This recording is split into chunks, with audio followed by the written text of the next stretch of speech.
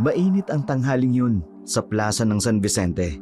Naglalaro ang mga batang lalaki ng basketball sa malawak na damuhan habang nakaupo si Lola Sita sa kanyang paboritong bangko sa ilalim ng akasya.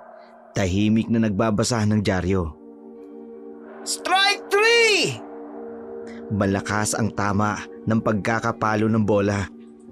Lola! Ingat po! Nanlamig si Maya.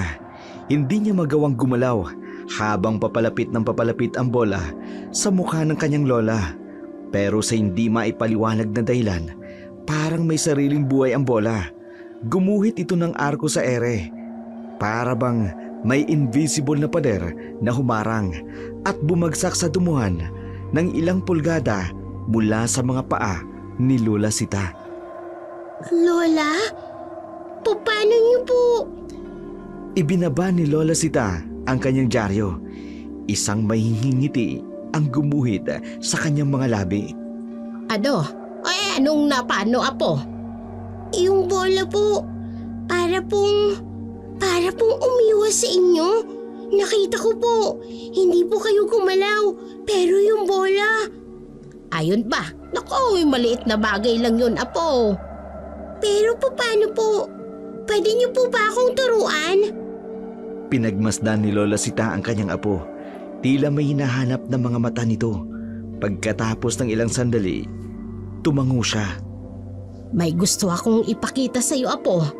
Kung interesado kang malaman kung paano ko ginawa yon, ay pumunta ka sa bahay ko mamayang 3:00. May mga bagay akong dapat na ipaalala sa iyo tungkol sa ating pamilya.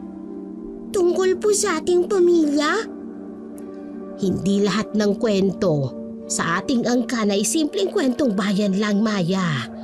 May mga bagay na dapat mong malaman. Pero tandaan mo, ang pagpunta sa akin ay nangangahulugan na handa ka nang tanggapin lahat ng katotohanan. Kahit gaano ka man katakot o kahit gaano kaiba sa normal na mundo na kilala mo. Tumayo si Lola Sita. Inayos ang kanyang damit. 3:00. Huwag kang malilate. At Maya, huwag mong sabihin kahit kanino ang tungkol sa napanood mo. Maliit na bagay lang yung ngayong hapon. Naiwang nakaupo si Maya sa bangko.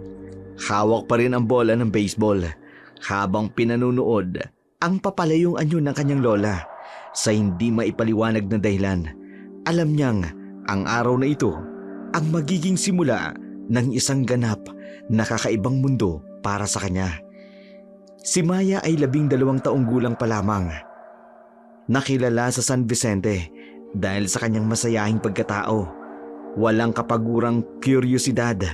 Kung saan may kakaiba, naruroon si Maya. Kung may mga bagong tuklas, siguradong nangunguna siya sa mga batang gustong malaman ang kwento. Ngunit sa lahat ng bagay na pinagkakaabala niya, wala siyang mas napagtutuunan ng pansin kesa sa kanyang Lola Sita. Si Lola Sita, isang mapagmahal na lola, nakilala sa buong San Vicente bilang magaling na manggagamot. Sa kanyang simpleng buhay na puno ng mga halamang gamot, dumudulog ang mga tao para humingi ng lunas sa kanilang mga karamdaman. May mga nagsasabi na ang kanyang mga gamot ay hindi ordinaryong gamot ng halaman. May mga himalaraw na nangyayari kapag ginagamit. Ngunit kapag tinatanong, ngumingiti na lamang si Lola Sita at sinasabing, Lahat ng halaman ay may kapangyarihan. Depende lang kung papaano mo gagamitin. Hindi alam ng karamihan, pero sa loob ng bahay ni Lola Sita, may mga silid na puno ng mga kakaibang bagay, mga lumang libro. May mga nakasulat na hindi maintindihan, mga kwintas na gawa sa mga buto at butil, at mga lalagyan na may lamang kung ano-anong pulbos at likido. Ito ang koleksyon ng mga agimat ni Lola Sita, mga bagay na tanging si Maya lamang ang pinapayagang makakita kapag bumibisita ito. 2:30 pa lamang, nakatayo na si Maya sa harapan ng lumang bahay ni Lola Sita. Ang dating mapusyaw na dilaw na pintura ngayon ay nangangapa na. Pero ang hardin sa paligid, sariwa pa rin at malusog. Puno ng mga halamang gamot na inaalagaan ng lola ni Maya. Ay, bakit kaya ganun? Kakaibang nangyari kanina.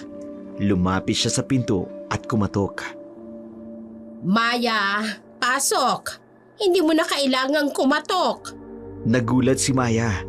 Paano nalaman ng kanyang lola na siya na yun? Hindi naman siya kumakatok ng malakas. Dahan-dahan niyang binuksan ang pinto. Ang dating pamilyar na amoy ng mga halamang gamot ang sumalubong sa kanya. Pero may kakaiba ngayong hapon. May matamis na amoy ng sampagita na humahalo sa hangin. Nakaupo sa lumang rocking chair si Lola Sita. Maaga ka, Apo. Mabuti. Po? Kasi Lola, hindi na po ako mapakali sa bahay. Gusto ko pong malaman kung paano niyo ginawa yung sa bola kanina. Tumayo si Lola Sita. Lumapit sa isang lumang aparador. Binuksan niya ang pinakamataas na drawer. At may kinuha isang maliit na kahon na gawa sa nara. Maya, alam mo ba kung bakit kita pinangalanan na Maya? Kasi mahilig po akong lumipad-lipad noong bata ako. Sabi po ni Mama, hindi raw po ako mapakali. Umiling si Lola Sita habang binubuksan ang kahon. Sa loob nito, may isang lumang kwintas gawa sa ginto at may nakasabit na maliit na bato na kulay lila. Hindi, Apo. Pinangalanan ka namin na Maya dahil ang Maya ay isang uri ng ibon na may kakayahang makita ang hindi nakikita ng iba. Sa ating mga ninuno, ang Maya ay tagapagbantay. Nagbababala kung may mga elementong masama na papalapit sa mga tao. Po, tingnan mo ang kwintas na ito. Ito ay pamana ng ating angkan. Mula sa unang antingera ng ating pamilya hanggang sa akin at ngayon. Iniabot ang kwintas kay Maya. Sa'yo. Sa akin po? Pero ano pong ibig sabihin nito, Lola? Maya, ang nangyari kanina sa plaza ay hindi aksidente. Ang bola ay hindi umiwas sa akin. Ako ang nagpaiwas dito. At ang kakayahang yon, yan ang isa sa mga kapangyarihan ng isang antingera. Antingera? Tulad po ba yan ng mga nakukwento niyo noon? Yung mga babaeng may kapangyarihan na lumaban sa mga aswang? Hindi lang kwento, Apo. Totoo ang mga yon. At ikaw ang susunod na magdadala ng tungkuling ito. Napaupo si Maya sa lumang silya. Hawak pa rin ang kwintas. Sa unang pagkakataon, napansin niya ang mga kakaibang bagay sa paligid. Ang mga lumang agimat na nakasabit sa dingding, ang mga libro na may kakaibang sulat, at ang amoy ng sampagita na lalong lumalakas. Maya, may mga bagay sa mundong ito na hindi maipapaliwanag ng ordinaryong tao. May mga nilalang na nagtatago sa dilim. Naghihintay ng pagkakataon para manakot at manakit. At may mga taong tulad natin na may kakayahan na tungkuling protektahan ang mga walang kalaban-laban.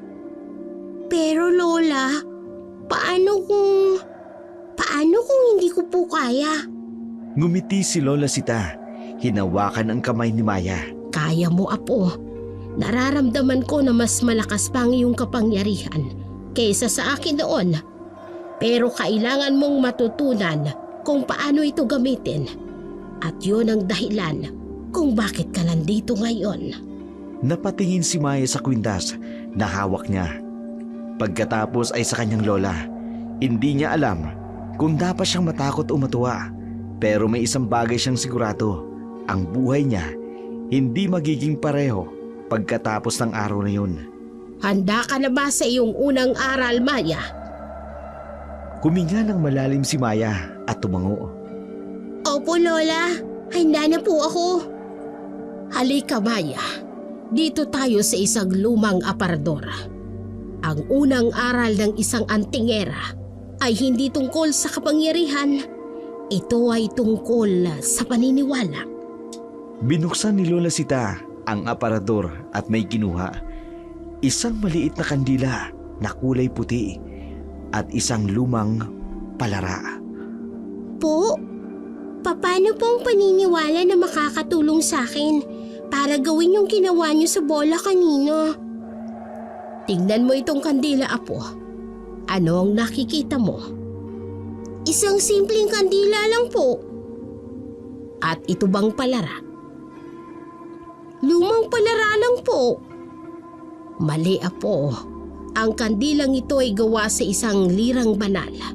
Isang uri ng pagkit na kinuha sa punong pinagpapahingahan ng mga kaluluwa. At ang palarang ito, gawa ito sa kahoy ng balete na tinamaan ng kidlat sa kabilugan ng buwan. Nanlaki ang mga mata ni Maya. Pero kahit sabihin ko sa iyo ang lahat ng ito, para sa iyo ay isa pa ring simpleng kandila at lumang palara ang mga ito. Hanggat hindi ka naniniwala sa tunay nilang kapangyarihan. Inilagay ni Lola Sita ang mga bagay sa mesa at umupo sa tabi ni Maya. Noong sa plaza kanina, hindi ko pinigilan ang bola gamit ang aking kamay. Ginamit ko ang aking paniniwala. Ang paniniwalang kaya kong baguhin ang direksyon nito. At ang paniniwalang may kapangyarihan akong gawin ito. Parang magic po ba, Lola? Hindi yun magic, Apo. Kapangyarihan. May pagkakaiba. Ang magic ay panlilin lang ng mata. Ang kapangyarihan ng antingera ay nanggagaling sa pagkakaisa ng espiritu at katawan, ng pananampalataya at kalooban. Kinuha ni Lola Sita ang kandila, sabay sinindihan ito. Ngayon, Maya, tingnan mong mabuti ang apoy. Paniwalaan mong kaya mong kontrolin ang direksyon nito gamit ang iyong isipan.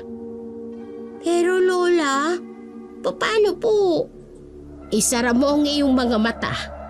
Damhin mo ang init ng apoy. Isipin mong ang init na yon ay bahagi ng iyong katawan, ng iyong kaluluwa. Pagkatapos, buksan mo ang iyong mga mata at isipin mo kung saan mo gustong pumunta ang apoy.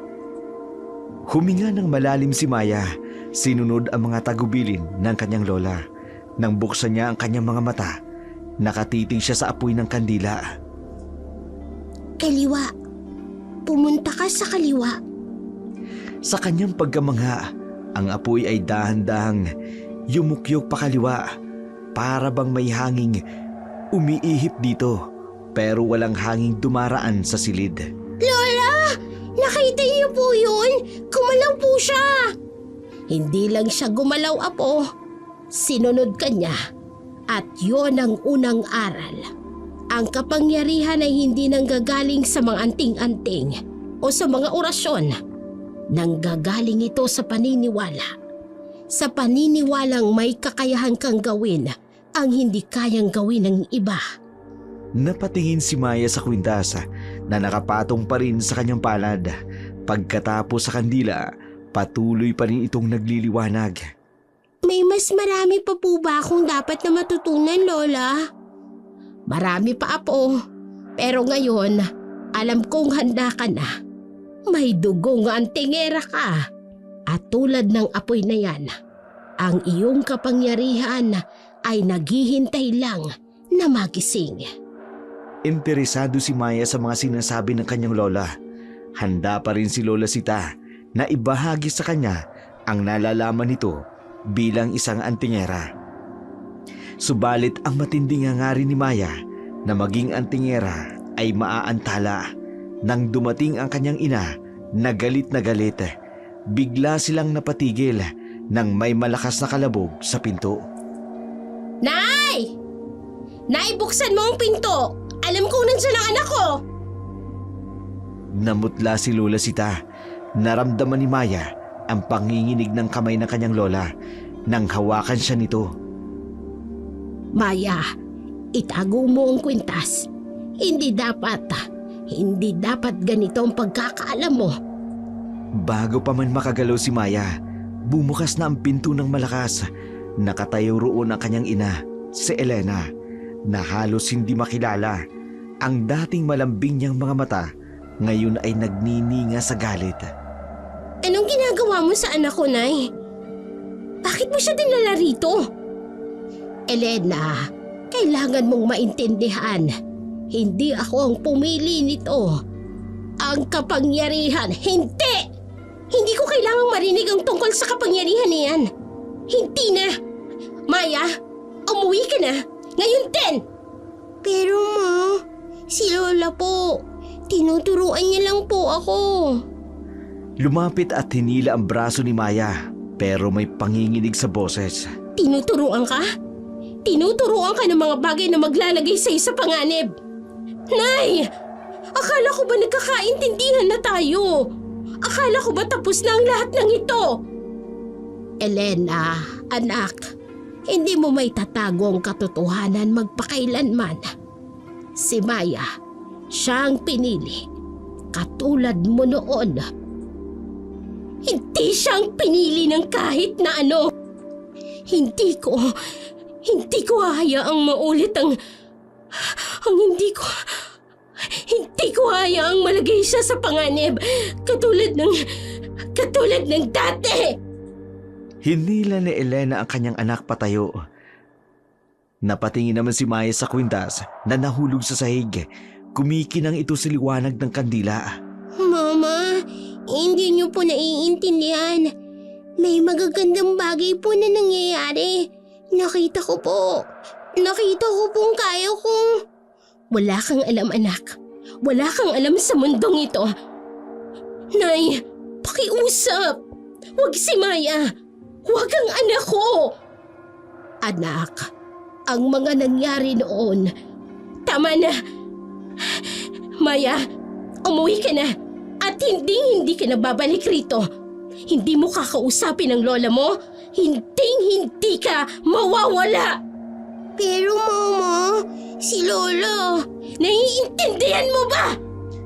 Tumango si Maya. Hindi na mapigilan ang pagpatak ng luha. Tumingin siya kay Lola Sita na nakatayo sa gitna ng silid. Tila estatwa sa kanyang pagkatigil. Maya, patawad. Hinatak na si Maya palabas pero may panginginig pa rin sa boses. Ni isang salita pa, Inay. Ayokong maulit ang lahat. Hindi ko kakayanin kung... Hindi ko hayaang masira ang buhay ng anak ko dahil sa mga kapangyarihang ito. Elena, hindi mo siya mapoprotektahan sa pamamagitan ng pagtatago ng katotohanan. Mas maiging maprotektahan siya sa katotohanan kesa mawala siya dahil dito. Gumagabi na ng mga oras na yun nang sila ay umuwi sa kanilang paglalakad.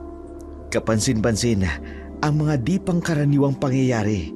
Ang mga ilaw ng pose kumikislap-kislap parang may kung anong puwersa na gustong patayin ang mga ito. Ang hanging dumadampi sa kanilang balata ay may kakaibang lamig. Sa di kalayuan, may mga kakaibang anino na parang sumasayaw sa dilim. Mahigpit ang hawak kay Maya ng kanyang ina. Mabilis ang kanilang paglalakad. Bilisan mo ang lakad. Mama, yung mga ilaw po. Huwag kang titingin sa paligid. Diretso lang. Malapit na tayo sa bahay. Sa kanilang kaliwa, may malakas na kaluskus mula sa mga dahon. Napansin ni Maya na tumigil ang mga tunog ng kuliglig. Kahit ang mga pusa na madalas na nakahiga sa mga bakuran ay wala sa kanilang paningin. Mama, parang may kakaiba po. Alam ko. Kaya nga sinabi kong huwag kang pupunta kay lola mo. Hindi mo pa naiintindihan. Hindi mo pa alam ang panganib. Isang malakas na hangin ang dumaan at sa isang iglapa namatay ang lahat ng ilaw sa kalye. Nakaramdam si Maya ng panlalamig. isang malamig na presensya sa kanilang likuran. Ma! Pumikit ka. Huwag kang titingin sa likod. Ano man ang mangyari, huwag kang titingin. Sa dilim, naririnig nila ang mga mahihinang tawa. Tawa na parang galing sa malalim na lugar. Walang bahid ng tuwa o ligaya. Hindi dapat ganito. Hindi pa dapat. Umalis ka! Hindi ako natatakot sa'yo! Ma, ano po yun? Bakit po? Maya, makinig ka sa akin. Tatakbo tayo pagbilang ko ng 3. Huwag kang bibitaw. Huwag kang lilingon. Naiintindihan mo? Mama, natatakot po ako. 1, 2.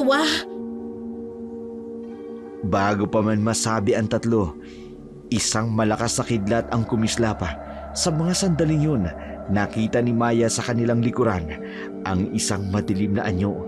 Isang figura na parabang gawa sa usok at dilim. May mga matang nagniningning na pula. 3! Takbo! Tumakbo sila. Ang mga paa nila'y parang may sariling buhay. Sa bawat takbang, parang lumalakas ang tawa sa likod nila. Nakaramdam si Maya ng panlalamig. Isang malamig na hininga sa kanyang batok. Konti na lang. Nakikita ko na ang bahay. Huwag kang bibitaw! Nadapa si Maya. Sa kanyang pagkakatumba, nakita niya ang figura ng mas malinaw ngayon. May mga makahabang kuko ito at mukha. Ang mukha ay... Halika, bubuhatin kita. Hindi kita pababayaan. Biglang may liwanag na kupislam mula sa dibdib ni Elena. Isang maliit na anting-anting na nakatago sa loob ng kanyang damit. Ang madilim na figura ay umatras. Isang malakas na sigaw ang umalingaw-ngaw sa gabi. Ilang segundo lang ang nakalilipas. Bumalik na ang mga ilaw sa kalye. Ang kakaibang presensya ay nawala, pero ang takot ay nanatili sa kanilang mga mata. Kita mo na kung bakit ayokong matutunan mo ang pagiging antingera. Hindi lang isang responsibilidad ang haharapin mo. At alam kong hindi ka pa handa para sa bagay na ito. Mama, ano po yun? Ang mundo ng mga antingera ay hindi kung anong akala mo, anak. Hindi ito tungkol sa kapangyarihan. Tungkol ito sa panganib, sa takot, sa pagkawala. Pero mama, bakit may anting-anting kayo? Akala ko po ba ayaw ninyo ng mga ganyan? Napatingin si Elena sa kanyang anak. Ang kanyang mga mata puno ng lungkot at takot. May mga bagay na hindi mo pa dapat na malaman. Hindi ngayon. Hindi hanggat kaya kitang protektahan. Tahimik silang naglakad papunta sa kanilang bahay.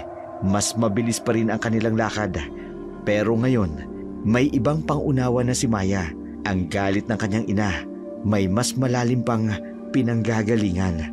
May mga lihim na nakatago sa dilim. Mga lihim na tila nagbabanta sa kanilang buhay. Maya-maya pa'y nakauwi na sila sa kanilang bahay. Tahimik ang kanilang bahay nang sila ay makarating. Walang ilaw, walang tunog. Tila naghihintay na makauwi sila. Diretso ka na sa kwarto mo, Maya. Magbihis ka na at matulog na. Ma, yung mga mata po nung... Sinabi kong matulog ka na! Nagulat si Maya sa tono ng kanyang ina, pero bago siya makaalis, napansin niyang nanginginig pa rin ang mga kamay nito habang hinahawakan ang switch ng ilaw. Ma, natatakot po ako. Lumambot ang tingin ni Elena. Lumapit siya sa anak at niyakap ito ng mahigpit. Alam ko anak. Kaya nga ayaw kitang mapasama sa mundong iyon. Kaya nga... Naramdaman ni Maya ang mainit na pagpatak ng luha sa kanyang balikat. Sige na, maligo ka na muna. Mag-iinit ako ng gatas para sa'yo. Sa banyo, habang naliligo si Maya, paulit-ulit niyang nakikita sa kanyang isipan ang madilim na anyo. Kahit ang tubig parang may malamig ngayong gabi. Mabilis siyang nakapagbihis at lumabas. Sa kusina, nakita niyang nakaupo ang kanyang ina sa mesa. Nakaharap sa bintana, may mga kandila sa mesa. Hindi ordinaryong kandila, pero ang mga kandila may kakaibang kulay at amoy. Sa gilid ng mga ito, may maliit na supot ng asin. Maya, ang akala ko. Sige, maupo ka. Inumin mo na yung gatas. Iniabot ni Elena ang mainit na gatas. Napansin ni Maya ang kakaibang amoy nito. Ma, bakit po may ibang amoy yung gatas? Luya lang yan. Para makatulog ka ng mahimbing. Pero alam ni Maya na hindi lang luya iyon. May halong iba. Parang ang amoy na naaamoy niya sa bahay ni Lola Sita. Ma, bakit po kayo may anting-anting?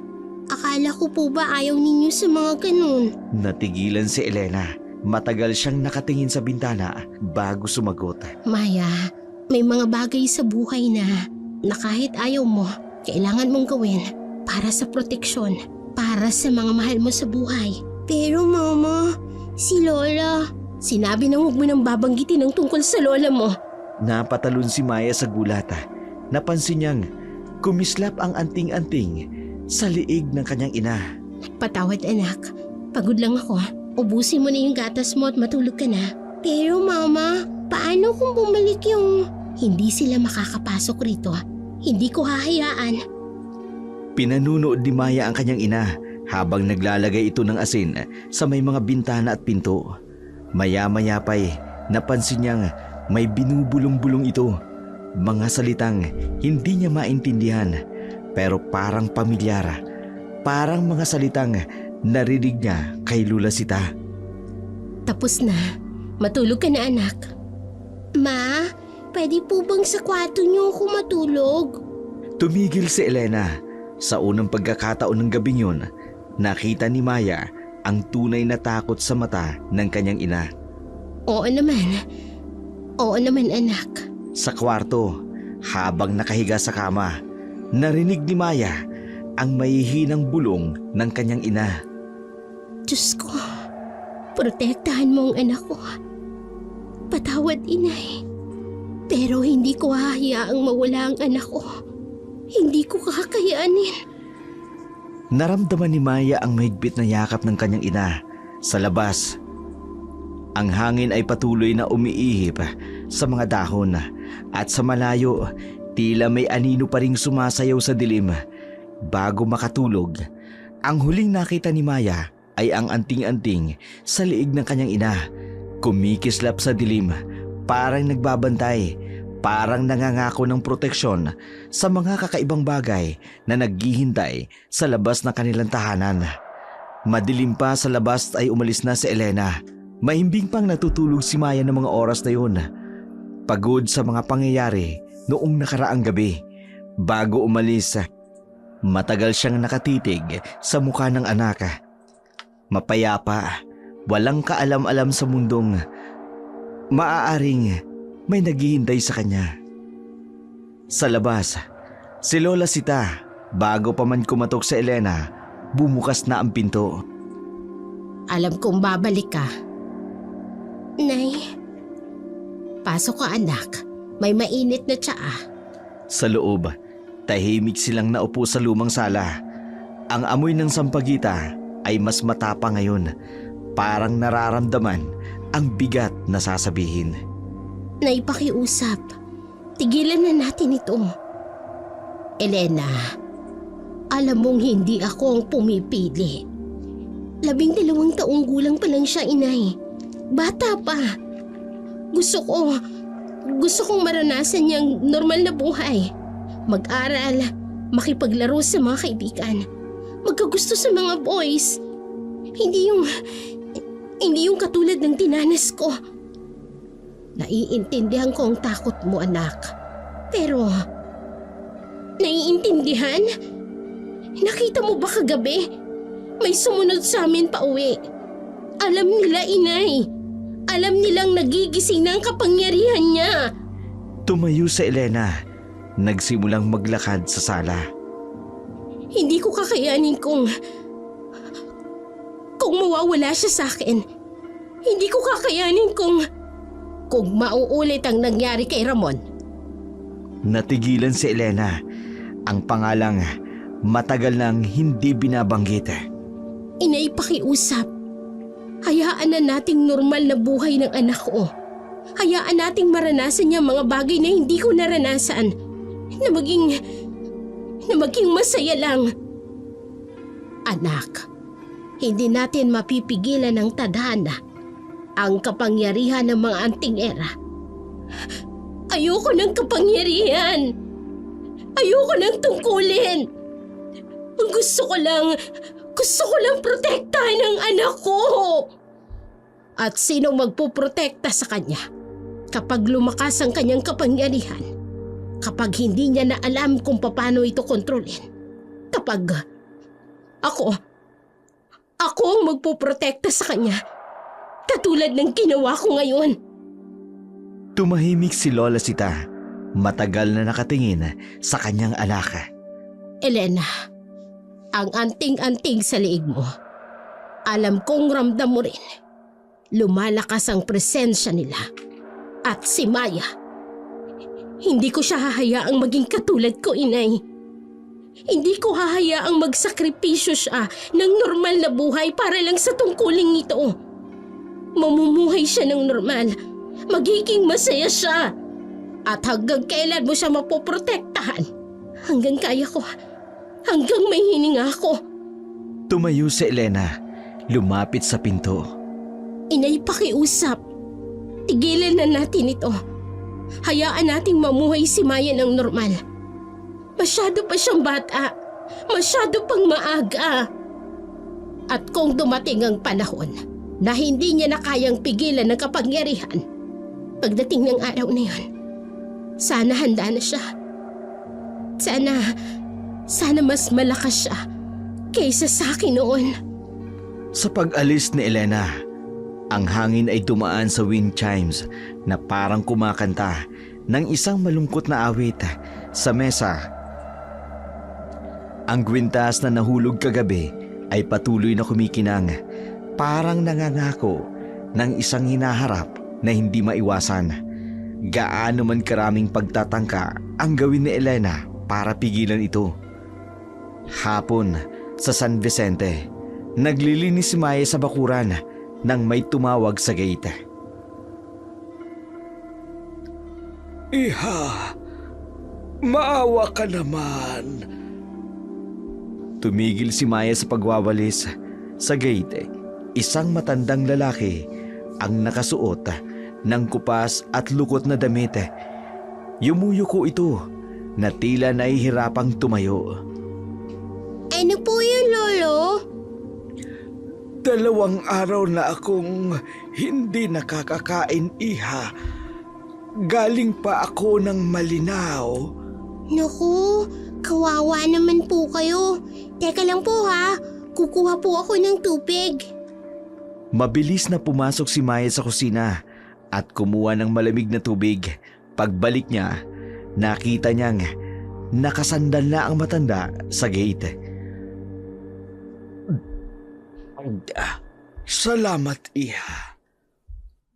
Kay puti ng puso mo. Saan po ba kayo tutungo, Lolo?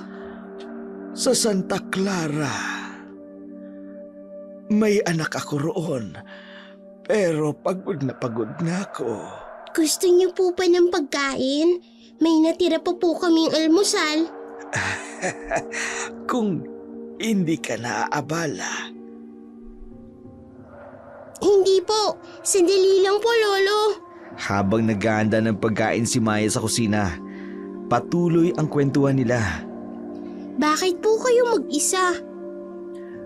Iha, mahirap ang buhay. Kaming mga mahihirap ay naglalakad laang. Eto po, Lolo.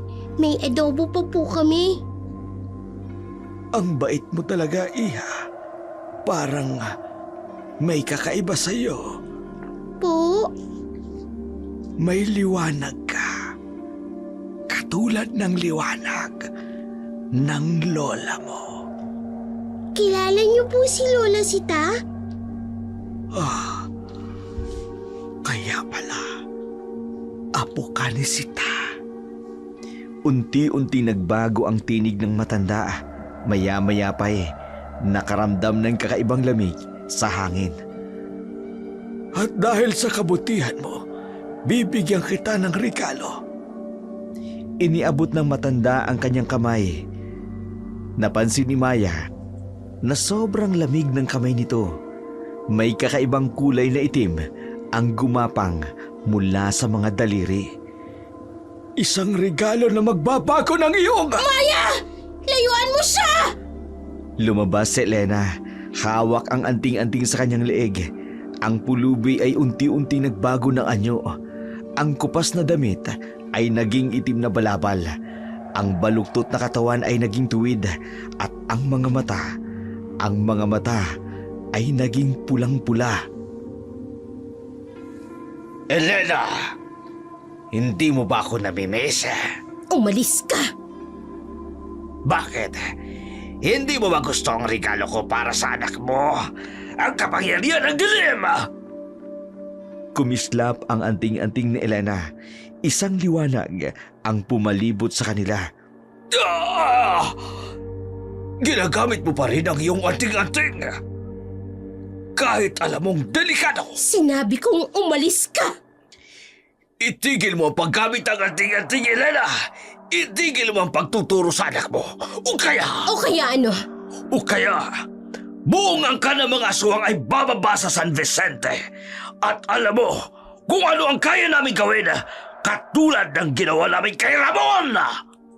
Nanginig si Elena. Mas hinigpitan niya ang hawak sa anting-anting. Lumayo ka sa amin! Isang matinding liwanag ang kumislap mula sa anting-anting. Ang alagad ay napaurong, napasigaw sa sakit.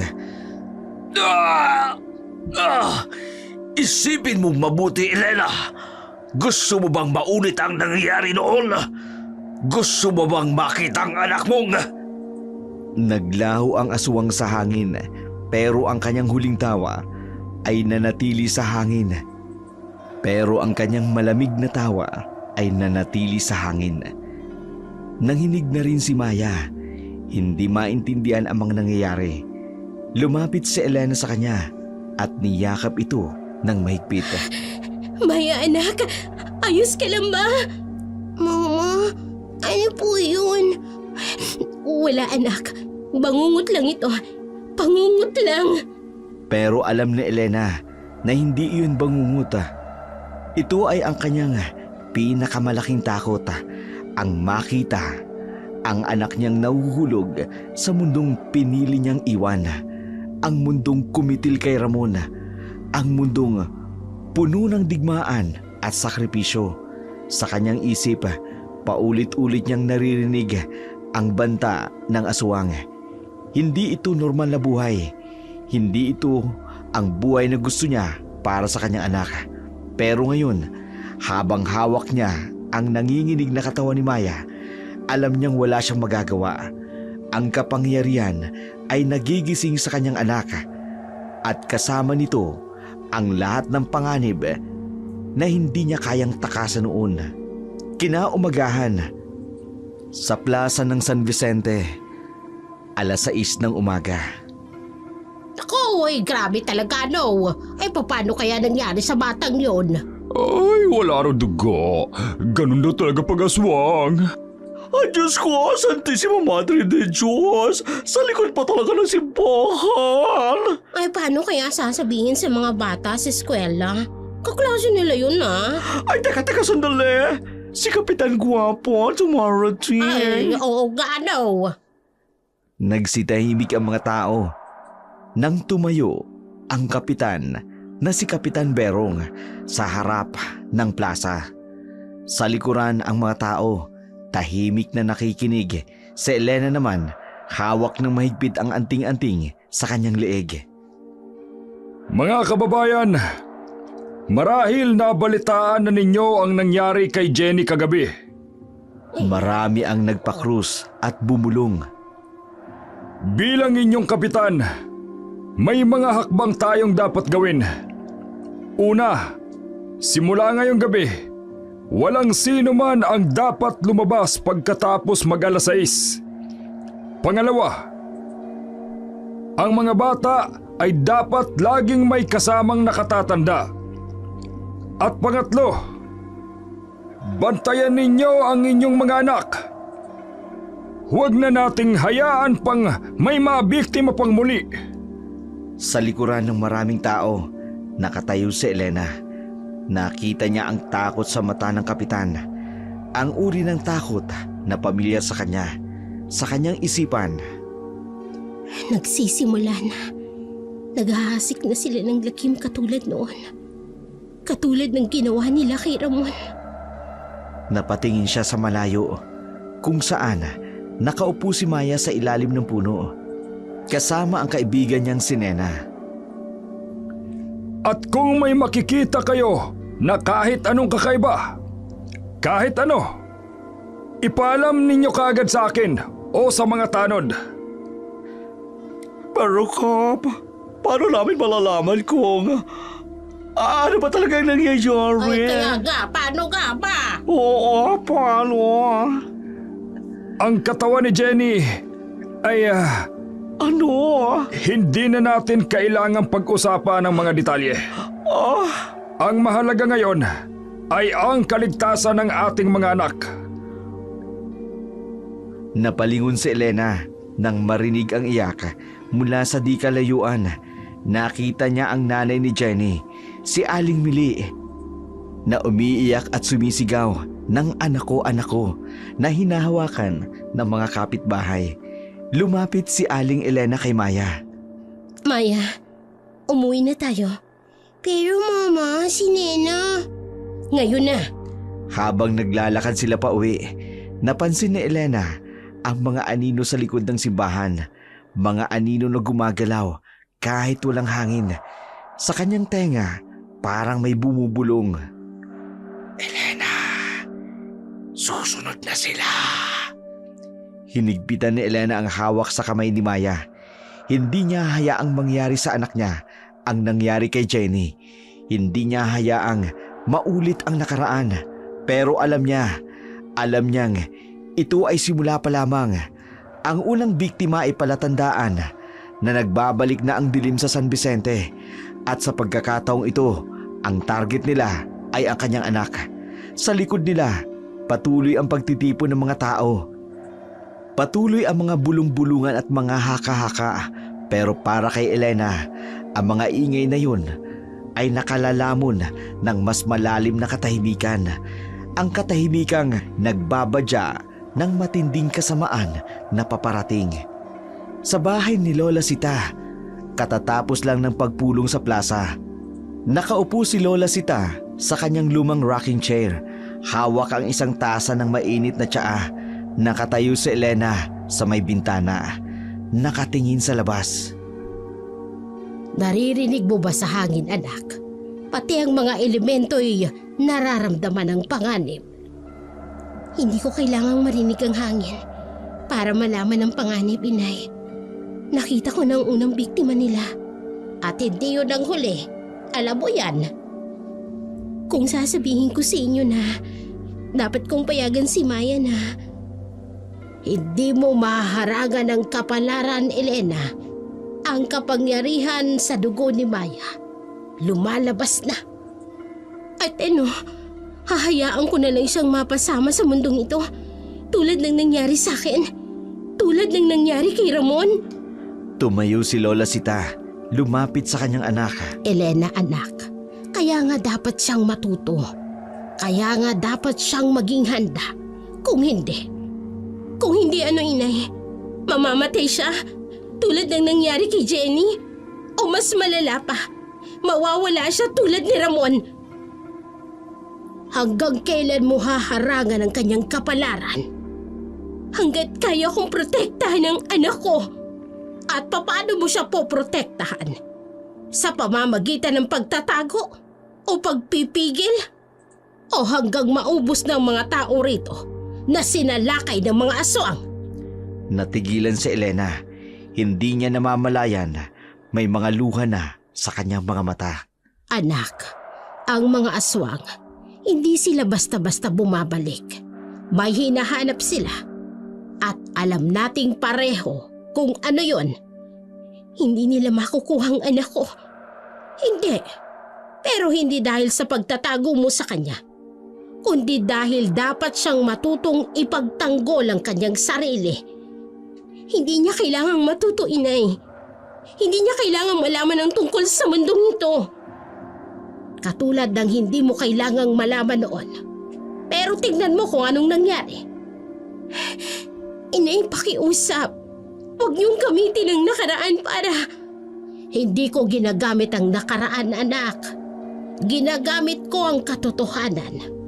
Ang katotohanang hindi mo mapipigilang lumabas ang kapangyarihan ni Maya.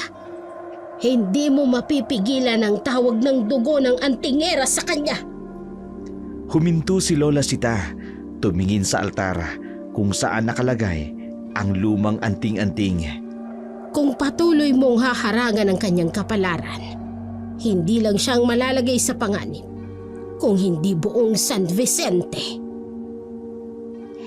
Mas gusto ko pang harapin ang buong angka ng mga aswang kaysa makita ang anak kong naglalakad sa landas nito. Yon ang problema mo noon, Elena. Ang akala mo laging may pagpipilian na pwede mong piliin ang normal na buhay kaysa sa tungkulin. Pero minsan ang kapalaran mismo ang pumipili para sa atin. Tahimik silang pareho. Sa labas, unti-unting dumidilim ang langit kahit pa tanghaling tapat.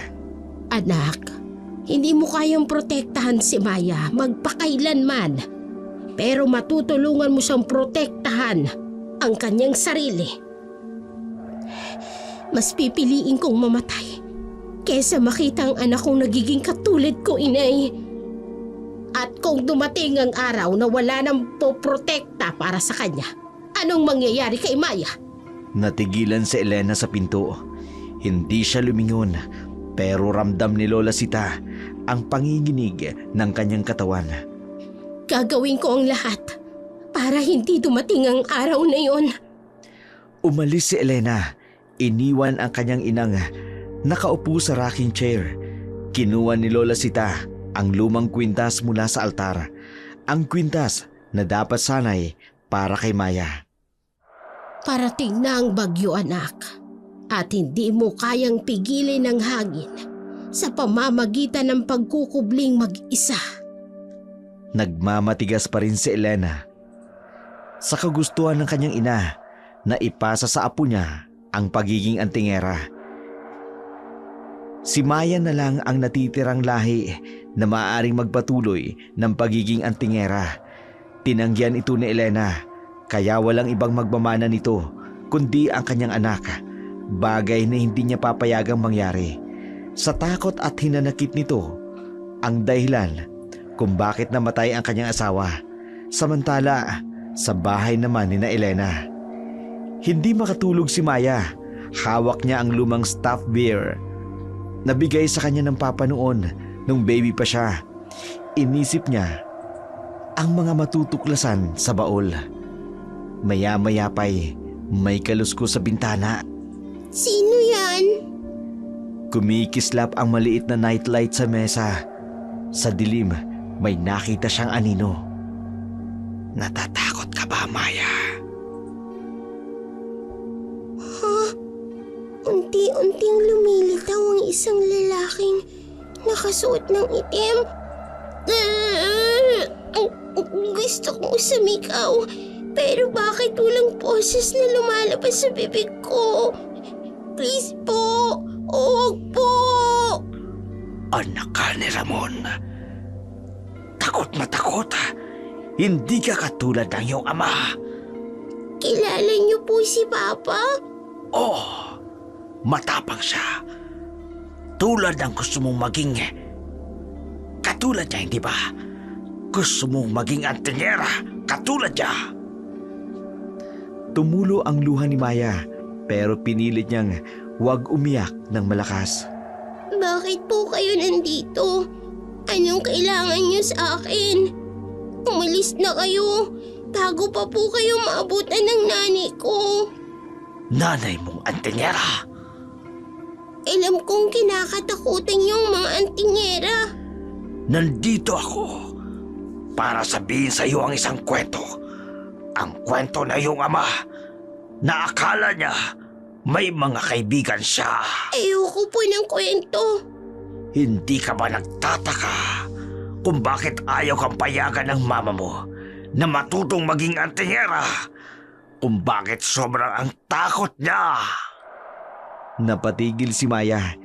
Ito ang tanong na bumagabag sa kanya. Dahil alam niya kung anong ginawa nila sa papa mo. Ang mga antingero, iniwan nila siya. Mag-isa siyang lumaban. Hindi po totoo yan. Si Papa.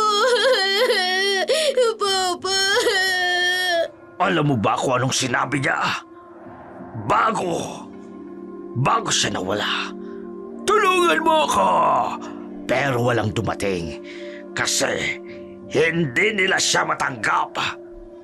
Maya-maya pa'y napayuko siya. Yakap-yakap ang bear. Tumulo ang luha. Hindi niya alam kung ano ang dapat paniwalaan. At ikaw, gusto mong pumasok sa mundong yun? Sa mundo ng mga taong ipinahamak ang papa mo? Biglang may liwanag mula sa ibaba. Maya! Isipin mo mabuti, munting Maya. Hindi lahat ng gusto maging bayani binibigyan ng magandang katapusan. Nang pumasok ang kanyang ina sa kwarto, nakita siya ni Maya na nakaupo sa kama. Umiiyak ng umiiyak. Anak, anong nangyari? Maya? Mama, bakit po nila ginawa yung kay Papa? Bakit po nila siya iniwan? Natigilan si Elena. Hinigpitan niya ang iyakap sa anak. Itatakot po ako, Mama. Ayoko pong maging antingera. Shh! Nandito lang ako, anak. Hindi kita iiwan. Hindi ko hahayaang may mangyari sa'yo. Sa labas, kumikisla pa rin ang ilaw. Habang si Maya ay patuloy pa rin umiiyak sa bisig ng kanyang ina, hawak-hawak pa rin ang kanyang laruan na bigay sa kanya ng kanyang papa. Sa kanyang murang isipan, naglalaban ang takot at ang hangaring maintindihan ang mundo ng mga antingera. Ang mundong naging dahilan ng pagkawala ng kanyang ama. Pinatulog ni Elena ang anak, tahimik na naglalagay ng mga proteksyon sa paligid ng kwarto. Asin na inilalagay sa mga bintana, mga tali ng pulang sinulid sa mga sulok at mga anting-anting na nakasabit sa pinto. Mama, hindi po ako makatulog. Matulog ka na, anak. Nandito lang ako. Sa katahimikan ng gabi, may kung anong dumadapli sa bubungan. Mahinang kaluskus na parang may gumagapang. Isa, dalawa, hanggang sa marami na silang gumagalaw sa itaas. Mabigat ang mga yapak. May kakaiba sa tunog. Hindi tao, hindi hayop.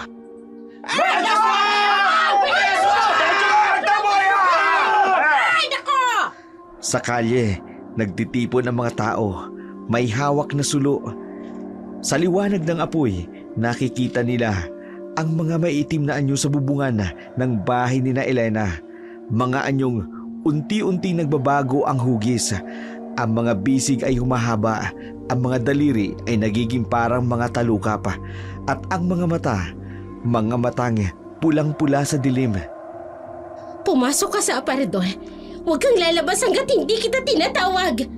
Mula sa kanyang pinagtataguan, nakita ni Maya ang mga anino sa kesame.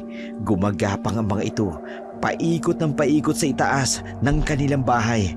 May mga patak na tumutulo mula sa mga bitak. Malapot, maitim at parang dugo. Sa gitna ng kwarto, nakatayo si Elena. Hawak ang kampilan. Pinalilibutan niya ang sarili ng mga anting-anting na bumubuo ng bilog. Sa bawat kaluskos sa itaas, humihigpit ang hawak niya sa sandata. Unti-unting bumibigay ang kahoy ng kesame. Una na ang maliit na bitaka hanggang may mga bumagsak na peraso ng yero. Sa mga puwang, Nakikita ni Maya ang mga kamay. Hindi mga kamay ng tao ang mga yun. Mga mahahabang talukap at mga matatapang na kuko, kulay abo na parang bangkay. Huminga ng mabigat ang mga nilalang sa bubungan. Naamoy ni Maya ang kakaiba nilang samyo, amoy na libingan ng mga kamatayan. Narinig niya ang kanilang mga buto na nagbabago ng hugis. Ang kanilang mga kalamnan ay lumalago at lumiliit. Sa gitna ng bilog na anting-anting, patuloy na nagbubulong ng orasyon si Elena. Ang mga sinulid sa paligid ng kwarto ay nagsisimulang magliwanag. Isang mahinang pulang ilaw na parang nagbabantay. Biglang tumigil ang mga kaluskos sa itaas. Katahimikan. Pagkatapos, sabay-sabay na bumagsak ang kesame. Kasabay ng pagbagsak ay ang pagpasok ng mga itim na anyo. Mga katawang kalahati tao, kalahati ay halimaw. May mga pakpak, parang kaliskis, parang mga ngiping mahahaba at matutulis. Mga matang nagniningning sa dilim. Sa gitna ng kaguluhan, isang malakas na kalampag ang umugong sa buong bahay. Isang matinding liwanag ang sumilay sa pintuan. Si Lola Sita, nakatayo, hawak ang kanyang pinakamatandang anting-anting. Ang gabay ng buwan na minana pa niya sa kanyang mga ninuno. Itinaas ni Lola Sita ang anting-anting. Isang matinding liwanag ang pumalibot sa bahay, kasabay ng isang sigaw ng sakit mula sa mga aswang. Isa-isang lumipad papalayo ang mga nilalang ng dilim na nag-iwan ng matinding takot sa mga tao. Ganun din, nag-iwan din ng isang itim na balahibo na amoy kamatayan.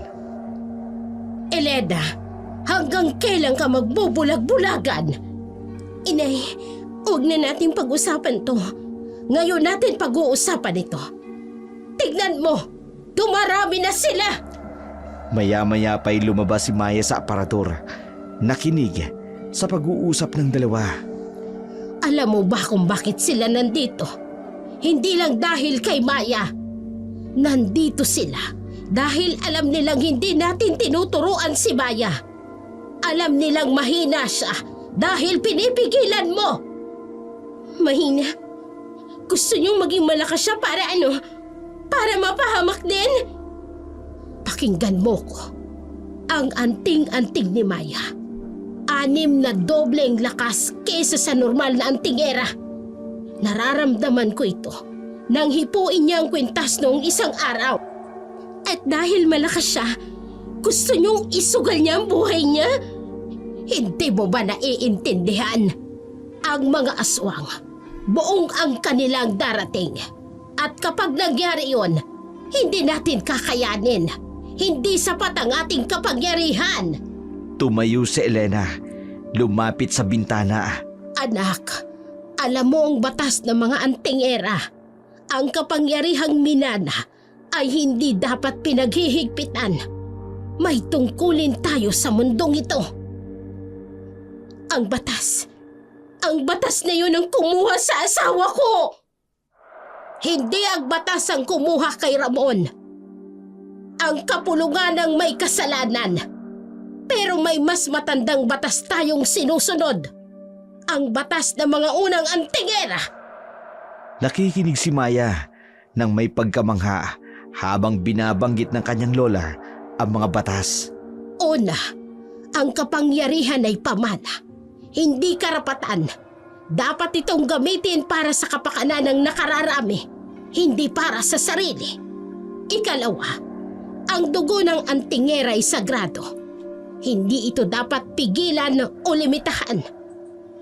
Tulad ng ilog na kailangang umagos, ang kapangyarihan ay dapat malayang dumadaloy.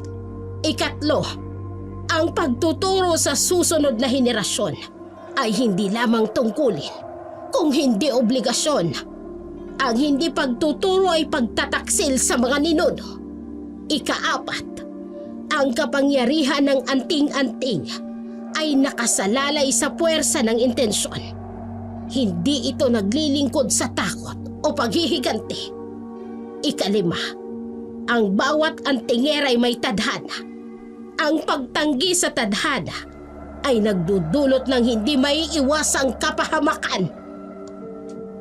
At dahil sa mga batas na yan, hahayaan kong malagay sa panganib ang anak ko? Kung dahil lang sa hinanakit mo sa kapulungan ng pagtutol mo, itigil mo na yan. Marami ang mapapahamak. Kung hindi ka papayag, hindi mo lang inilalagay sa panganib si Maya. Inilalagay mo sa panganib ang buong San Vicente. Ma'am, anak, hindi mo maiintindihan. Hindi, Elena. Ikaw ang hindi nakakaintindi. Ito na ang kapalarang nakatakda kay Maya. Hindi mo ito mababago. Gaano mo man subukan. Anak mo siya. Anak ng Antigera. Mas malakas pa sa atin. At paano kung mawala siya sa akin? Paano kung mawala siya dahil hindi natin siya tinuruan? Dahil hindi siya handa. Yun ba ang gusto mo, Elena? Tumahimik si Elena. Sa unang pagkakataon, nakita ni Maya ang pagdududa sa mata ng kanyang ina. Mama, gusto ko pong matuto. Hindi po dahil sa gusto kong maging bayani. Pero gusto ko pong protektahan kayo. Ayoko pong may mangyari sa inyo dahil po sa akin. Napatingin si Elena sa anak pagkatapos sa kanyang ina. Sa kanyang isip, paulit-ulit na tumatakbo ang mga pangyayari sa nakaraan. Ang pagkawala ni Ramon, ang mga aswang, ang kapulungan. Pero ngayon, may bagong elemento. Ang posibilidad na mawala ang kanyang anak dahil sa kanyang sariling takot. Sa bahay ni Kapitan Berong, isang lumang bahay na puno ng mga lumang larawan at antik na kagamitan. Nakatayo si Lola Sita sa harap ng isang lumang altar kung saan may nakalagay na isang kupas na anting-anting. Ang dating tagapagtanggol na kapitan noong siyang aktibong antingero pa. Matagal na ring hindi nagagamit ito. Hindi na katulad ng dati ang lakas ko. Huminto siya. Tumingin kay Lola Sita. Kumusta ang pakikipag-usap kay Elena? Ay napapayag mo ba? Sa halip na sumagot, isang malalim na ngiti ang sumilay sa labi ni Lola Sita. Ang kanyang mga mata ay nagdiningning ng pag-asa.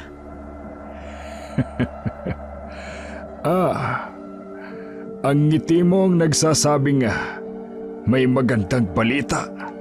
Tumayo ang kapitan, lumapit sa bintana.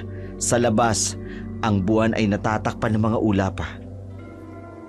Mabuti naman kung ganon. Hindi natin kakayanin ng muling paglusob ng mga aswang kung wala ang bagong lakas. Mahirap ang pinagdaanan ni Elena. Ang pagkawala ni Ramon. Kasalanan ko rin yon. Kung nakinig lang ako kay Ramon noong tungkol sa mga kakaibang nangyayari sa kuweba. Hindi mo kasalanan yun, Berong. Lahat tayo'y nadala ng kapulungan. Pero ngayon, si Maya ang ating pag-asa. Naramdaman mo rin ba? Oo, mas malakas pa sa kahit sinong antingero na nakilala ko. Kahit noong hawakan lang niya ang anting-anting sa unang pagkakataon. Katulad ng sinabi sa lumang propesiya, ang batang ipapanganak sa panahon ng kadiliman, taglay ang kapangyarihang magbabago ng mundo ng mga antingero. Tumahimik sila pareho sa altar. Biglang kumislap ang lumang anting-anting ng kapitan. Matagal ko nang hindi nakikita yan. Ang anting-anting na kumikislap sa presensya ng tunay na kapangyarihan. Kailangan na nating maghanda, Berong. Ang mga aswang, alam nilang nagsisimula na. Gaano katagal ba bago sila muling lumusob? Hindi ko alam. Pero dapat magsimula na tayong magturo kay Maya bago mahuli ang lahat. Kung ganon, siguro panahon na para gamitin muli ito. Kailangan ng batang yon ng lahat ng tulong na makukuha niya. Birong, sigurado ka? Kung may pagkakataon tayong itama ang mga pagkakamali ng nakaraan, ito na yon. Hindi na natin mababago ang nangyari kay Ramon. Pero mapoprotektahan natin ang kanyang anak. Sa labas, unti-unting lumilitaw ang buwan mula sa mga ulap. Ang anting-anting sa kamay ni Kapitan patuloy na kumikislap, isang senyales ng pag-asa sa gitna ng lumalagong dilim. Kailan siya magsisimula? Bukas, sa pagsikat ng araw, ang unang aral ng bagong antingera ng San Vicente. Tumango ang kapitan, hawak pa rin ang anting-anting. Sa kanyang isipan, bumabalik sa alaala ang huling laban ni Ramon, ang pangakong hindi niya nahahayaang maulit ang trahedya na yun. Pagka-uwi ni Lola Sita, nanatiling mag-isa si Kapitan Berong sa kanyang bahay. Humawak siya ng anting-anting, inalala ang mga araw na siya pa ang pinakamalakas na antingero ng San Vicente. Alam kong marami na tayong pinagdaanan. Ilang taon na rin kitang hindi ginamit. Biglang hinawakan ni Kapitan Berong ang kanyang anting-anting. Bigla ring lumamig ang hangin. Napatingin si Kapitan sa sulok ng silid. May gumagalaw na anino. Sa ngalan ng mga ninuno, bigyan mo ako ng lakas! Mahinang kumislap ang anting-anting, hindi katulad ng dati. Ano? Bakit ka humihina? Bakit hindi mo ako tulungan ngayon? Maya-maya pa'y narinig ang tunog ng mga basag na salamin. Pumasok na ang unang aswang sa bintana. Banal na anting-anting! Tagapagtanggol ng mga duka! Magbigay ka ng liwanag! Mas mahina pa ang liwanag. Ang dating malakas na kapangyarihan, parang kandilang nawawala ng apoy. Hindi! Hindi ngayon! Kailangan kita! Pumasok ang ikalawang aswang, ang ikatlo at ang ikaapat. Mga ninuno ng San Vicente! Pakinggan ninyo ako! Tulungan ninyo ako! Pero ang anting-anting ay halos hindi na kumikislap. Parang binibigo siya nito sa pinakahuling sandali. Bakit? Bakit mo ako pinababayaan? Katulad ng pagpapabaya ko kay Ramon noon. Pinalibutan na siya ng mga aswang ng mga oras na yun.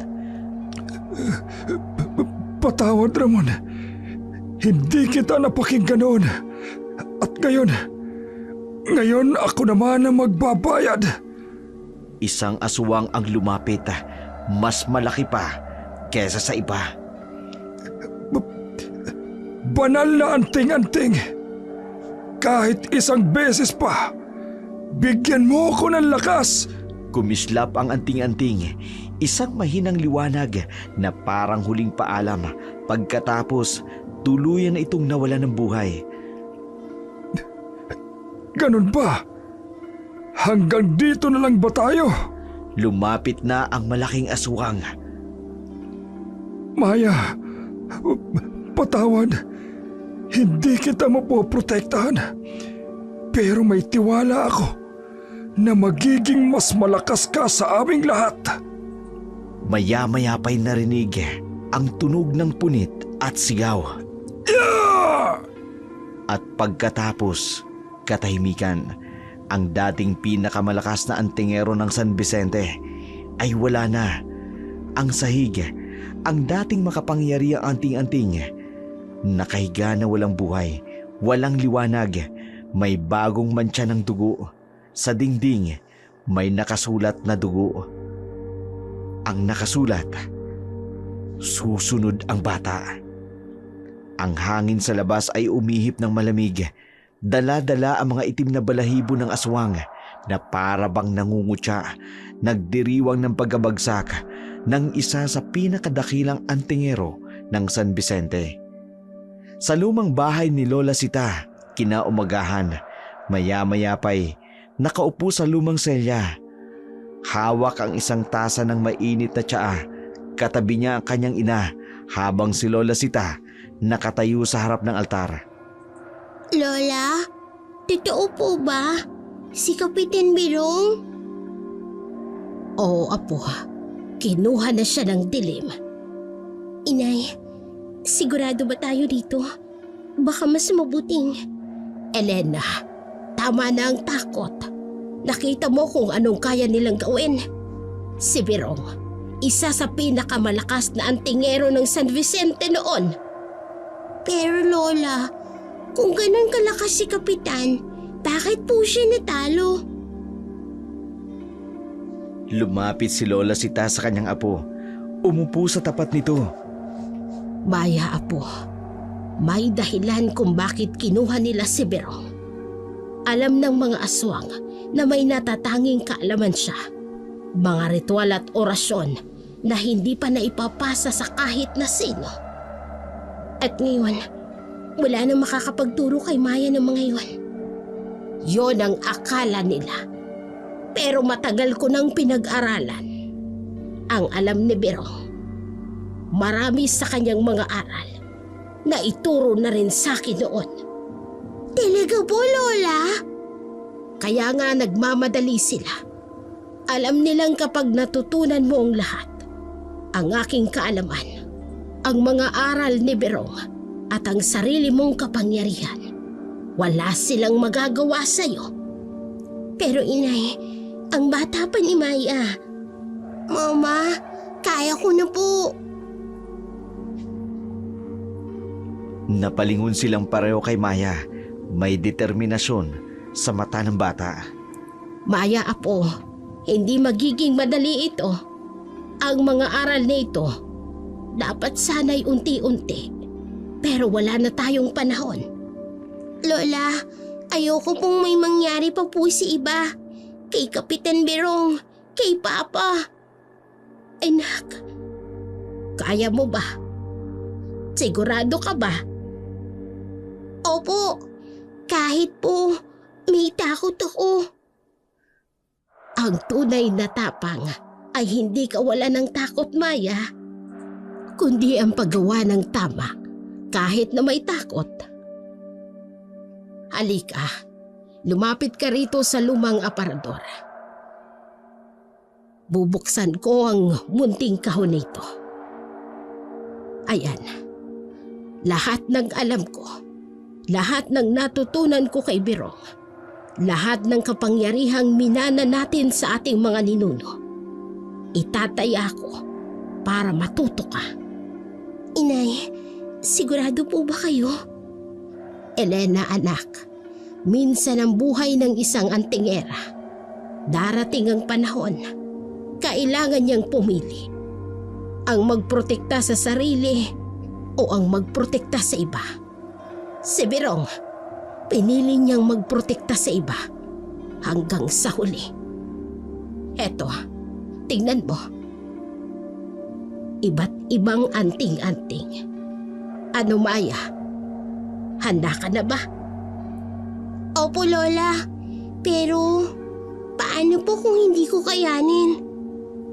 Apo, ang dugo ng pinakamalakas na antingera ay dumadaloy sa mga ugat mo. Ang dugo ng iyong ina, ng iyong ama, at ng ating mga ninuno. Hindi ka nila pababayaan. Tumayo si Maya, lumapit sa kahon. Ang mga anting-anting ay mas malakas ang kislap nang hawakan niya ang kahon. Tignan mo, kahit ang mga anting-anting ay nararamdaman ng iyong kapangyarihan. Anak, kung ito ang gusto mo, nandito lang ako. Salamat po, Mama. Lola, saan po tayo magsisimula? Sa pinakaumpisa, sa pinakaunang aral ng mga antingera, ang pakikinig sa tinig ng mga anting-anting Dahil bawat isa sa kanila may kwentong magtuturo sa'yo. Sa mga sandaling yun, nagsimula na ang pagsasanay ng bagong antingera ng San Vicente. Ang batang pinili ng kapalaran, taglay ang dugo ng mga dakilang mandirigma ng dilim. Pagkatapos ng huling araw ng pagsasanay, habang nakatayo si Maya at si Lola Sita sa harapan ng altar, biglang tumahol ang mga aso ng buong San Vicente. Hindi ito ordinaryong tahol. May halong takot at galit, isang babala ng paparating na kasamaan. Lumapit sila sa bintana. Ang buwan ay hindi karaniwan, puno ng napakalaki at may kakaibang kulay na parang dugo. Lola, ang buwan. Ito na, Apo, ang gabing kinakatakutan ng San Vicente. Biglang tumindi ang alulong ng mga aso. Sa kalayuan, may itim na anyo na lumilipad sa kalangitan. Tinatakpan ang pulang buwan. Natatakot po ako, Lola. Maya, makinig ka sa akin. Dumating na ang oras para ipagtanggol mo ang bayang ito sa kampo ng kadiliman. Huminga ng malalim si Maya, hinawakan ang anting-anting. Nagsimula itong kumislap ng matinding liwanag. Tingnan mo, kahit ang mutya ng buwan ay nakararamdam ng iyong lakas. Handa ka na, Apo. Ano pong dapat kong gawin, Lola? Gawin mo ang itinuro ko. Pakinggan mo ang mga anting-anting. Sundin mo ang iyong puso. At tandaan mo, hindi ka nag-iisa sa labang ito.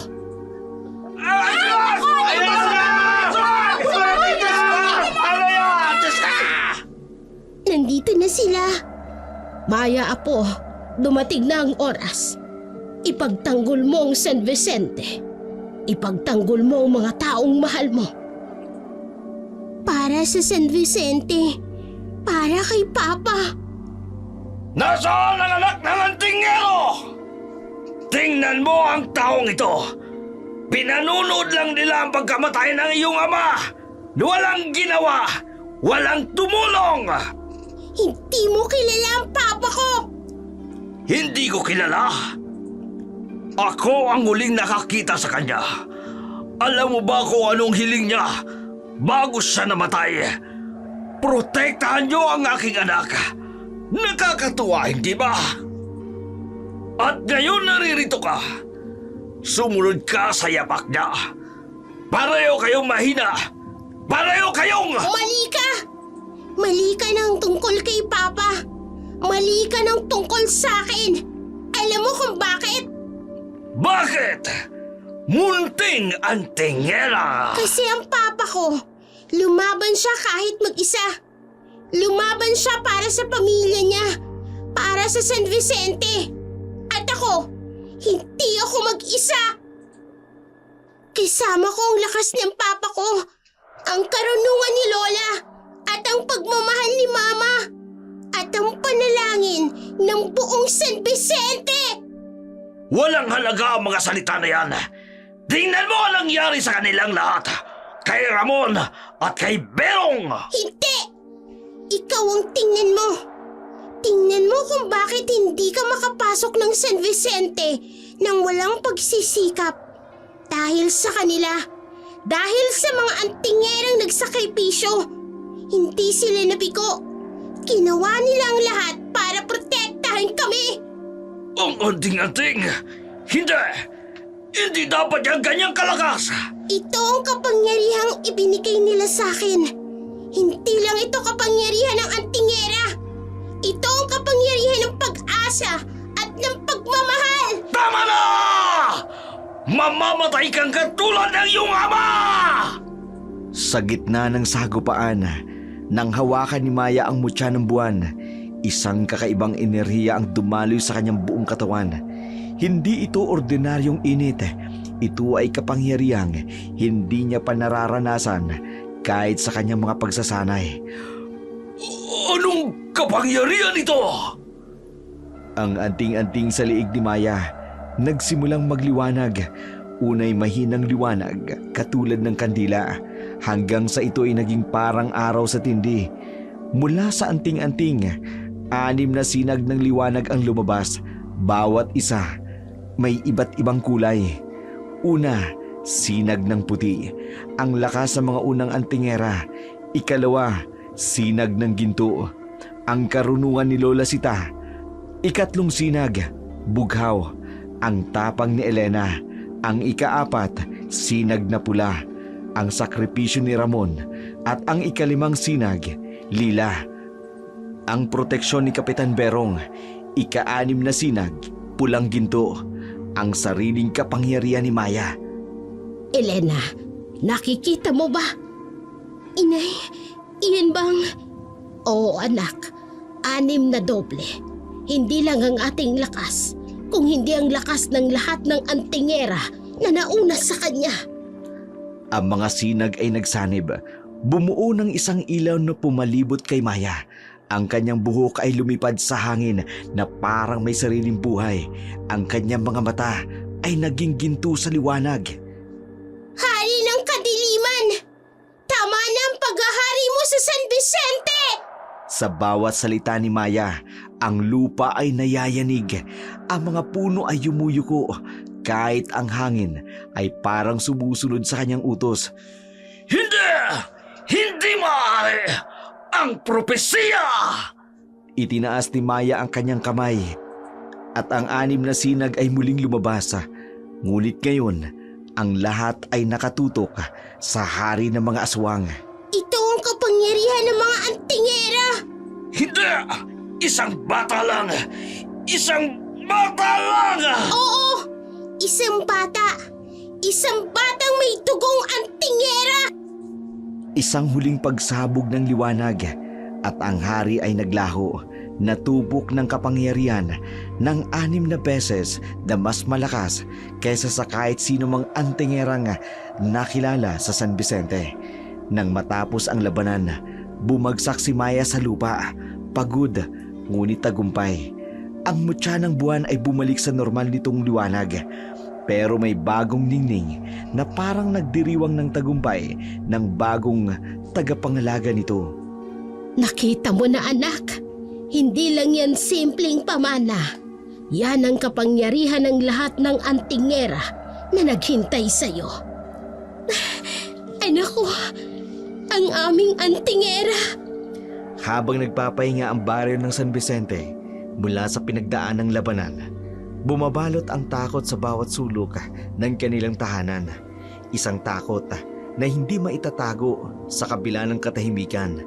Alam ni Maya na sa kabila ng pagmamahal ng kanyang ina at gabay ng kanyang lola na ang susunod na yugto ng kanyang buhay ay hindi magiging kasing payak ng dati. Ang pagiging isang antingera, hindi lamang kapangyarihan. Ito ay tungkulin, takot at sakripisyo. Ngunit sa kabila ng lahat ng ito, nananatili sa puso ni Maya ang determinasyon. Kung ang pagiging antingera ang tanging paraan para protektan ang pamilya at ang bayan, handa na siyang harapin ang anumang pagsubok. Habang nasa loob ng bahay ni Lola Sita, isang umaga, si Maya ay nakaupo sa lamesa habang si Lola Sita naman naghahanda ng mga anting-anting. Tahimik ang paligid maliban sa tunog ng mga ibon sa labas. Lola, sigurado po ba kayo na kaya ko ito? Apo, ang tapang ay hindi nasusukat sa kawalan ng takot. Nasusukat ito sa kakayahang harapin ang takot, kahit gaano pa ito kalaki. Pero, bakit po kailangan ng orasyon? Bakit hindi na lang gamitin agad ang mga anting-anting? Ang orasyon ay parang pintuan, Maya. Ang kapangyarihan ng anting-anting ay nariyan na. Pero kailangan mo ng tamang susi para mabuksan ito. At ang susi ay nasa iyong paniniwala. Paniniwala? Paano ko po yung gagawin kung natatakot ako? Isipin mo ang kandila. Kapag sinindihan mo ito, dahan-dahan itong nagliliwanag, hindi ba? Opo. Ang takot ay parang anino. Kapag mas maliwanag ang apoy ng kandila, mas nababawasan ang anino Kaya ang unang aral ko sa iyo, pagningasin ng apoy ng iyong paniniwala. Tumayo si Lola Sita, kinuha ang isang maliit na kandila mula sa altar at inilapag ito sa harapan ni Maya. Ipikit mo ang iyong mga mata. Damhin mo ang init ng kandila. Kahit hindi pa ito sinisindihan. Sumunod si Maya sa sinabi ng kanyang lola. Huminga siya ng malalim. Inilapat ang kanyang mga kamay malapit sa kandila. Para po bang iniisip ko na nasisindihan na siya? Tama, Apo. Damhin mo ang init na para bang bahagi ito ng iyong katawan. Kapag naramdaman mo na ito, idilat mo ang iyong mga mata. Habang dahang-dahang idinidilat ang mga mata ni Maya, tila ba nagkakaroon ng maliit na apoy ang kandila kahit hindi naman ito sinindihan. Lola, gumalaw po siya. Hindi siya gumalaw, Apo. Ikaw ang nagbigay ng buhay sa apoy. Pero, paano po nangyari yon? Dahil nagsimula ka ng maniwala. At yun ang unang hakbang para maging tunay na antingera. Tahimik na nakatingin si Maya sa kandila. Sa gitna ng gulat ay napahanga siya. Lola, ano pa po ang mga kailangan kong matutunan? Marami pa, Apo. Pero sa bawat aral, kailangan mong tandaan, hindi ito tungkol sa kapangyarihan. Ito ay tungkol sa paggamit ng kapangyarihan para sa tamang dahilan. Bagaman nakipagsagupa na si Maya sa unang aswang na umatake sa kanila, pero pinipilit pa rin ito na matuto sa kanyang lola kung paano pa paiigtingin ang kanyang pagiging antingera.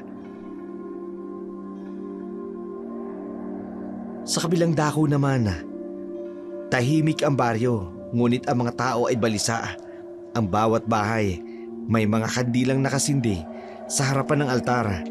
Biglang dumilim ang langit at ang ilaw sa mga poste ay kumikislap-kislap bago tuluyang namamatay.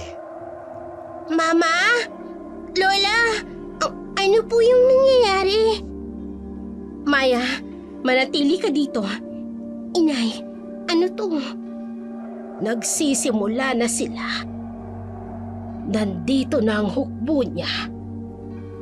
Magsisimula na silang maghasik ng lagim. Sa labas, maririnig ang mga alingaw-ngaw at mga sigaw.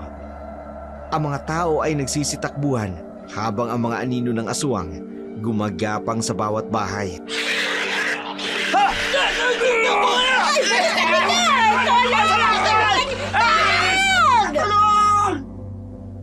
Mama, paano po yung mga tao? Kailangan natin silang tulungan. Maya, hindi ka pa handa. Hindi pa. Elena, wala na tayong panahon para magduda. Hindi sila titigil hanggat hindi nila nakukuha si Maya. Nagkatinginan sina Elena at Lola Sita. Alam ni Elena na wala siyang magagawa kundi harapin ang katotohanan. Kung ganun, Inay, maghanda tayo. Hindi nila makukuha ang anak ko. Kinuha ni Elena ang kanyang sariling anting-anting. Inilagay ito sa kanyang leeg. Mama, may anting-anting po kayo? Oo, anak. At gagamitin ko ito para protektahan ka. Maya, tandaan mo ang mga aral natin. Paniniwala, lakas ng loob at focus. Yun ang magtatanggol sa'yo. Naghanda na ang tatlo. Lumabas sila ng bahay. Handa nang harapin ang paparating na hukbo ng mga aswang. Sa plaza, nagtitipon ang mga tao. Hawak ang kanilang mga sulo. Biglang bumagsak ang isang malaking anino sa gitna nila. Ang pinakasopremo ng mga aswang. Napakaganda ng gabi para sa isang digmaan, hindi ba? Sa likod niya, unti-unting lumilitaw ang kanyang mga hukbo. Mga halimaw na may mahabang kuko at pulang mata. Hindi mo makukuha ang Mario. Hindi namin hahayaang mangyari yon. Sita, lagi kang matapang. Pero ngayon, wala na kayong lakas na magtanggol sa lugar na ito. Nagsimula ang laban. Sa gitna ng kaguluhan, hinawakan ni Maya ang kanyang anting-anting. Inalala ang mga itinuro ng kanyang lola. Ito na ang pangalawang paghaharap niya sa hamon ng matinding laban para sa kanya. Pero hindi na ang dating aswang ang kanyang kalaban, kundi ang pinakamakapangyarihang supremo ng mga aswang. Paniniwala. Focus. Kaya ko to. Para kay Maya, pangalawang beses niya na itong makakarap ang mga aswang. Sa pagkakataong ito, isang malaking aswang ang sumusugod sa kanya. Ngunit sa unang pagkakataon, nagawa niya itong pigilan gamit ang isang simpleng orasyon. Maya! Mag-iingat ka! Mama! Kaya natin to! Kaya ko to! Nagtulungan ang mag-ina kasama si Lola Sita upang labanan ang supremo ng mga aswang.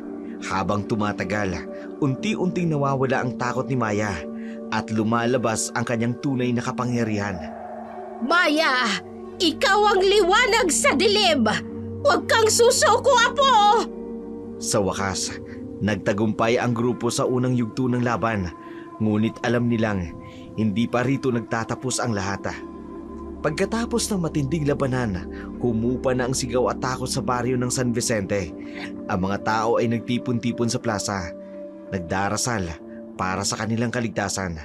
Samantalang si Maya, kasama ni Lola Sita at Elena, humarap sa huling yugto ng laban, ang direktang pakikibaka laban sa supremo ng aswang. Sa bawat takbang nila patungo sa hari, nararamdaman nila ang bigat ng responsibilidad at lakas ng kanilang paniniwala. Ang supremo, sa kanyang trono ng dilim, naghihintay lamang. Ang kanyang hukbo ay nababawasan na, ngunit nananatiling mapanganib.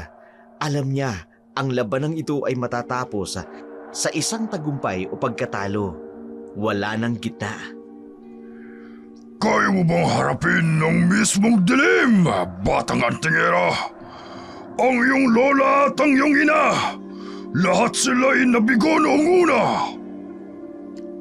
Napaslang mo man ang aking kapatid, pero ikaw, hindi mo ako matatalo! Ako ang pinakamalakas! Gaganti ako dahil sa ginawa mo sa aking kapatid! At wala kang laban sa akin! Ikaw, anong magagawa mo na hindi nila nagawa? Hindi ko sinusubukang magawa ang hindi nila nagawa. Ginagawa ko ang para sa baryo at para sa pamilya ko.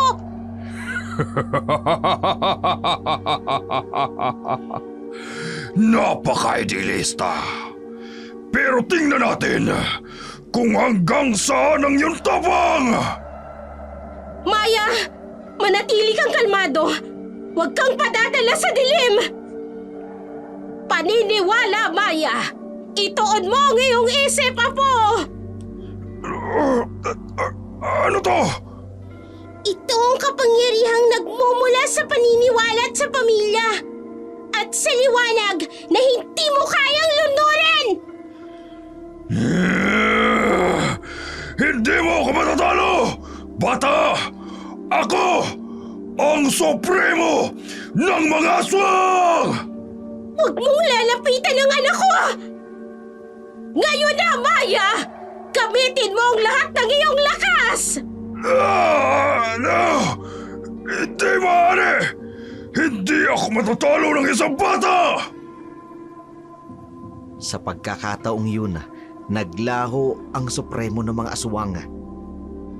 Kasabay ng kanyang mga hukbo, bumalik ang liwanag sa San Vicente at ang mga tao ay nagsimulang magdiwang.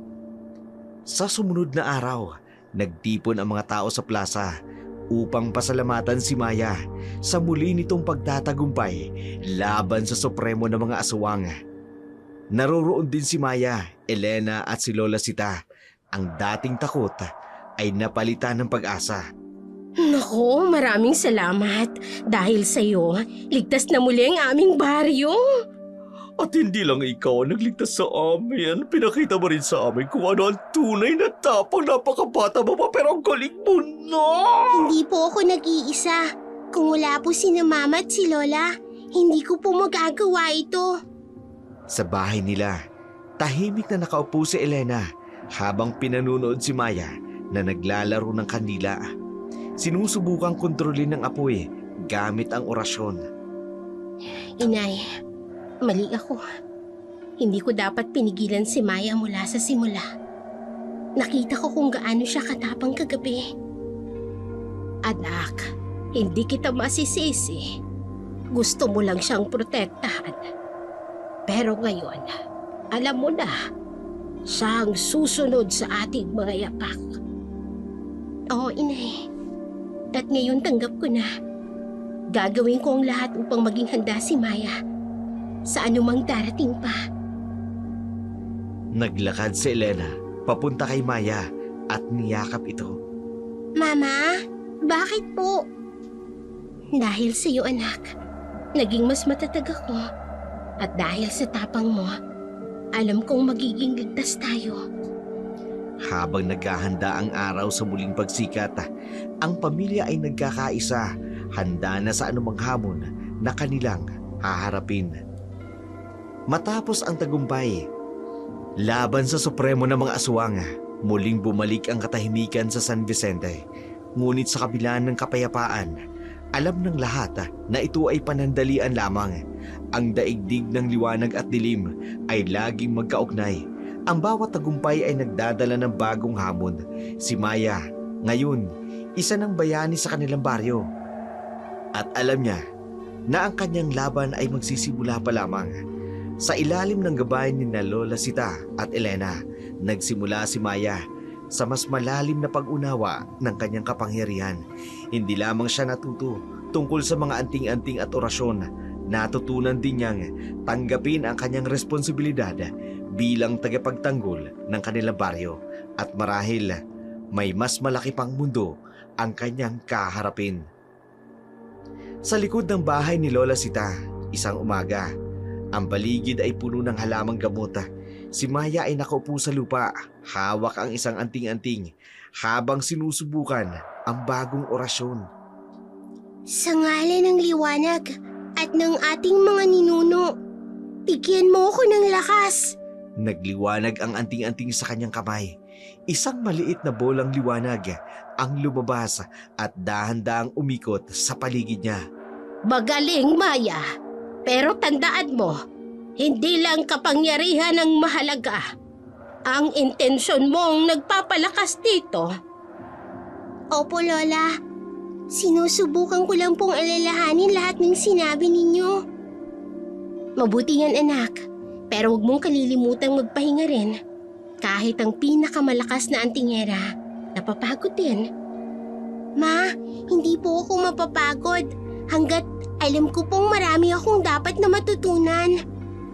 May dugong antingera ka talaga. Pero totoong sinasabi ng mama mo, ang lakas ay hindi lamang galing sa kapangyarihan, kung hindi sa kakayahang alagaan ang sarili. Tumayo si Maya, hawak pa rin ang anting-anting. Tumingin siya sa malayo na tila may iniisip. Lola, Mama, sa tingin niyo po ba may mas malaking mundo pa sa labas ng San Vicente na kailangan ng tulong natin? Oo, Apo. Ang ating baryo ay bahagi lamang ng mas malaking laban. At darating ang panahon na kakailanganin mo ring harapin ang mga hamon na iyon. Pero anak, tandaan mo, hindi ka nag-iisa. Palagi kaming nasa likod mo. Salamat po. Nangangako po ako sa sarili ko. Gagamitin ko ang kapangyarihan na ito para protektahan ang lahat. Sa likod nila, Ang araw ay nagsisimula ng sumikat. Ang liwanag nito ay sumasalamin sa anting-anting na hawak ni Maya. Tila nagpapaalala ng bagong simula.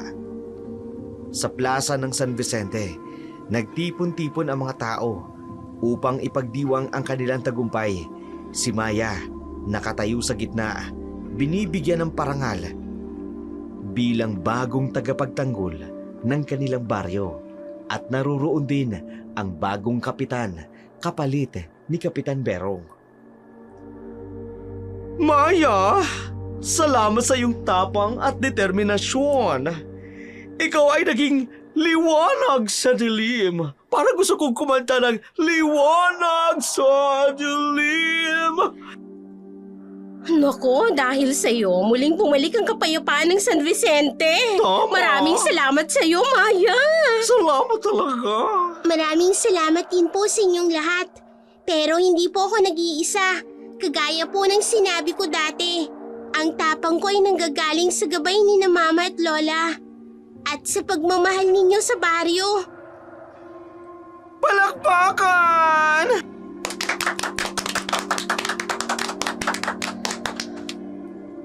Pagkatapos ng palakpakan ng mga tao, si Lola Sita, Elena, ay nakatingin kay Maya na puno ng pagmamalaki. Ang ating lahi ay hindi mawawala. Ang liwanag ay magpapatuloy. Sa huling tagpo, makikita si Maya na nakatingin sa malayo sa labas ng baryo. Alam niyang ang kanyang kwento ay nagsisimula pa lamang. Ang mundo ay malaki. Ang kanyang kapangyarihan ay mas malawak pa sa kanyang tungkulin. Kaya ko to. Para sa baryo. Para sa pamilya. At para sa mundo. Naglakad si Maya pabalik sa bahay. Tangan-tangan ang anting-anting habang ang araw patuloy na nagbibigay liwanag sa kanyang landas.